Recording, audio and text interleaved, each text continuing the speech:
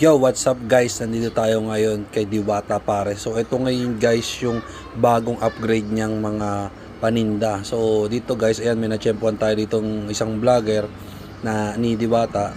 Ayan kung napapansin nyo guys, marami-rami na ang mga ano. Ngayon umorder ako, ayan guys, so ayan umorder ako ng fried chicken. Tignan natin kung malaki tong fried chicken nila.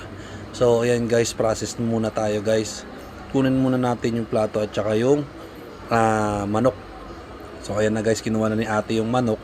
Tapos ibinigay na sa akin. Tapos lipat naman ako dun sa may kanin. Ayan guys, habang lalakad tayo, yan para makita nyo guys. Sarap. Mami nila, grabe, dami. Ayan yung overload. So dito muna tayo sa kanin guys. Yan, kanin muna tayo guys. O diba nakita nyo yung manok, ang laki. Panalong panalo guys, oh. Grabe. Solid na solid yung kanin. Oh, apaw na apaw sa isang sandok guys, oh.